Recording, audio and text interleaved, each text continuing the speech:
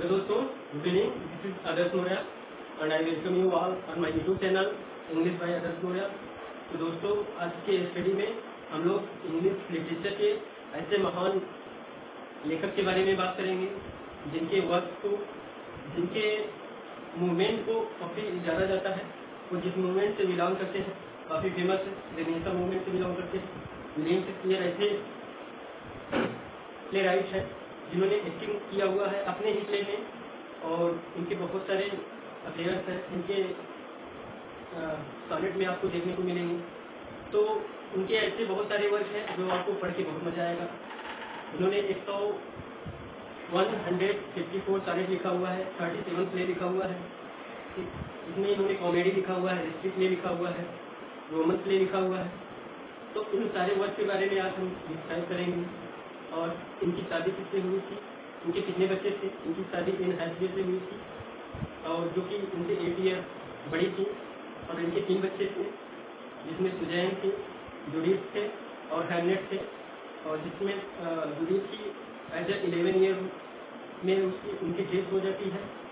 और इनके बैकग्राउंड के बारे में बात करें तो ये ऐसे कवि थे जिनके डेट ऑफ बर्थ को लेकर काफ़ी सस्पेंस जताया गया।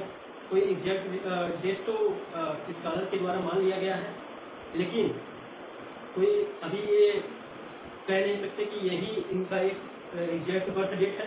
कंफ्यूजन रहा है, बहुत सारा कंफ्यूजन रहा है, लेकिन कई स्कॉलर्स का मानना है कि ये इनका जो है जन्म 26 अप्रैल 1564 को हुआ था, और 23 अप्रैल 1660 उनकी डेथ हुई थी।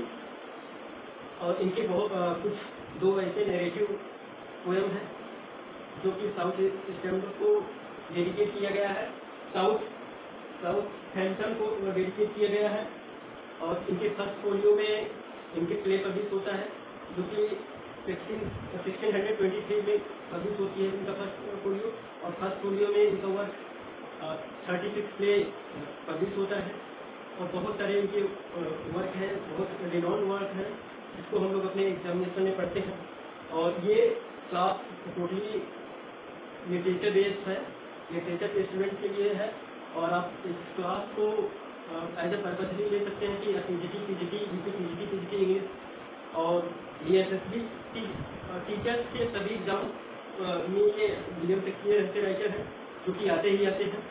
इनके बहुत सारे वर्क हैं जहाँ से क्वेश्चन पुटअप होते हैं। आप जैसे यूपी नेट को ले लें, और UP PGT, GIC lecturer, DSSB, तो बहुत आपका हो गया एलबीएस, केबीएस, तो सारे एग्जाम में विलियम शेक्सपियर से क्वेश्चन पूछे जाते हैं। तो आज का विषय जो इंग्लिश लिटरेचर विलियम शेक्सपियर जो है बहुत ही इंपॉर्टेंट है। इस क्लास के साथ लिटरेचर के सभी स्टूडेंट बने रहें ताकि जिसको देखना हो देख सकते हैं। आपको आपके अंदर नॉलेज ही होगा, बस कुछ वैल्यू एडिशन ही होगा, ठीक। और विलियम शेक्सपियर को बार्ड ऑफ एवान के नाम से जाना जाता है। और जो एवान है, एवान एक रिवर का नाम है जो जहाँ विलियम शेक्सपियर का जन्म हुआ था वहाँ ये रिवर फ्लो करती है। और बार्ड मीन्स होता है कवि, और जो कवि थे ये विलियम शेक्सपियर खुद ही थे। तो एवान की कवि माने जाते हैं विलियम शेक्सपियर, और इंग्लैंड के नेशनल पोएट के नाम से इनको जाना जाता है। बहुत सारे इनके ऐसे वर्क हैं जिसको हम लोग पढ़ के काफ़ी इंजॉय करते हैं। और इनके वर्क कुछ ऐसे वर्क हैं जिसपे मूवी आई हुई है, हैदर मूवी है, ये भी विलियम शेक्सपियर के ड्रामा पे बेस्ड मूवी है। विलियम शेक्सपियर के कुछ ऐसे प्ले हैं जिसमें इन्होंने खुद रोल एक्ट किया हुआ है। हैमलेट में तो इन्होंने एक्टिंग किया हुआ है, मैकबेथ में, हेनरी VI में। तो ऐसे कुछ प्ले हैं जिसमें इन्होंने खुद एक्टिंग किया हुआ है, लेकिन प्रोटैगनिस्ट के रूप में नहीं किया हुआ है। तो आज बात करते हैं विलियम शेक्सपियर के बारे में। इनका जन्म कब हुआ था और इनके किससे शादी हुई थी। आज टोटली क्लास इसी पे बेस्ड है। कुछ इनके वर्क के बारे में डिस्क्राइब करेंगे, जो फेमस वर्क है उसके कैरेक्टर के बारे में डिस्क्राइब करेंगे, और किस एज से बिलोंग करते हैं। तो सारी टॉपिक इसी पे है। आज विलियम शेक्सपियर, तो टाइम को वेस्ट न करते हुए आते हैं अपने टॉपिक पे। विलियम शेक्सपियर इंग्लिश के ऐसे महान कवि जिनको हम एज ए पोएट जानते हैं, एज ए प्ले राइट जानते हैं, एज ए एक्टर जानते हैं। But William Shakespeare is not a novelist, जैसा कि हमने पहले ही बता दिया है ये नॉलेज नहीं थे, इनको हम लोग प्ले राइट और पोएट के नाम से जानते हैं। उन्होंने 37 प्ले लिखा हुआ है, जो कि 36 प्ले का फर्स्ट फोलियो में पब्लिश होता है। तो देखते हैं इनको, जैसा कि हमने बता ही दिया है पहले ही कि इंग्लैंड के नेशनल पोएट के नाम से जाना जाता है, बार्ड ऑफ एवान के नाम से जाना जाता है। इनका जो जन्म स्थान है स्टार्टफोर्ड अपॉन एवान, ये इनका बर्थ प्लेस है। और ये एलिजाबेथन एरा से बिलोंग करते हैं, और एलिजाबेथन के अलावा जैकोबियन एरा से भी बिलोंग करते हैं। एलिजाबेथन एरा में एलिजाबेथन क्वीन एलिजाबेथ फर्स्ट जो रूलर थी, जिनके काफ़ी फेवरेट थे, विलियम शेक्सपियर को काफ़ी वो मानती थी क्वीन एलिजाबेथ फर्स्ट। और इवेन जेम्स फर्स्ट भी मानते थे, जो कि जैकोबियन एज से आते हैं, जैकोबियन एज के रूलर थे। और इनके वर्क काफ़ी फेमस है। वर्क जैसा कि हमने बता दिया है कि 37 प्ले और 154 सोनेट इन्होंने लिखा था, ठीक। और जो ये इनकी लॉन्ग नैरेटिव पोएम थी, डेडिकेट किसको की है, dedicated to his patron the earl of Southampton. First folio इनका पब्लिश हुआ था 1623 में। ये सारी चीज़ें मैंने बता दिया। और अब बात कर लेते हैं फर्स्ट फोलियो का टाइटल क्या था। टाइटल से भी क्वेश्चन पूछ लिया जाता है। तो टाइटल हम लोग जानते हैं, mister William Shakespeare comedies, histories and tragedies. ये तो टाइटल हो गया इनका फर्स्ट फोलियो का टाइटल। और इनका कुछ दो ऐसे वर्क थे जिनको इंक्लूड नहीं किया गया, जिसमें पेरिकल्स सटायर फर्स्ट था एंड सेकेंड था the two noble kinsmen second था। इनके दो ऐसे प्ले रहे हैं जो लास्ट प्ले माने जाते हैं। लास्ट प्ले में फर्स्ट था कार्डेनियो फर्स्ट था, सेकेंड है लव नेवर विन। ये दोनों ऐसे प्ले हैं जो कि लास्ट प्ले माने जाते हैं। फर्स्ट फोलियो डेडिकेट किया गया था विलियम हर्बर्ट को और विलियम फिलिप को। ये फर्स्ट फोलियो डेडिकेट किया गया था। विलियम शेक्सपियर के जो फर्स्ट फोलियो था, इसका जो थीसिस था, जो भूमिका थी, वो बेन जॉनसन के द्वारा लिखा गया था। और बेन जॉनसन ने इसमें एक बहुत ही फेमस लाइन को मेंशन किया था। इस लाइन को हम जानते हैं, William Shakespeare is not of an age but of all time के नाम से जानते हैं। ये लाइन काफ़ी फेमस है। इस लाइन से काफ़ी क्वेश्चन पूछे जाते हैं कि ये लाइन को किसने लिखा था और किस वर्क में लिखा था। तो ये बेन जॉनसन ने लिखा था और फर्स्ट फोलियो के प्रीफेस में लिखा था। और इनकी 4 ग्रेट ट्रेजेडी मानी जाती है, जो हैमलेट है, मैकबेथ है, ओथेलो है, किंग लियर है। तो इसका पब्लिकेशन डेट के बारे में जानते हैं। पब्लिकेशन डेट है हैमलेट का आपका 1603 यानी 1603, और इसको 5 एक्ट प्ले में लिखा गया। और सेकेंड ओथेलो है जिसका पब्लिकेशन डेट है 1623, और थर्ड है किंग लियर जिसका पब्लिकेशन डेट है 26 दिसंबर 1606, 26 दिसंबर 1606। एंड फोर्थ है मैकबेथ जिसका पब्लिकेशन डेट है 1623, इसको भी 5 एक्ट प्ले में लिखा गया था। काफ़ी फेमस वर्क है ये चारों। और कुछ इनके प्ले ऐसे थे जो रोमन प्ले के नाम से जाने जाते हैं। तो देखते हैं कौन कौन से रोमन प्ले हैं। फर्स्ट आपका रोमन प्ले है। पहले तो जान लेते हैं रोमन प्ले का सोर्स क्या है, कहाँ से इसको उठाया गया है। तो प्लूटार्क जैसा कि मैंने यहाँ लिखा हुआ है, प्लूटार्क से ये वर्क लिया गया था। और फर्स्ट वर्क है जूलियस सीजर है। सेकेंड आपका हो गया एंटोनी एंड क्लियोपाट्रा है। एंड थर्ड है कोरियोलेनस है। एंड फोर्थ है टाइटस एंड्रोनिकस है।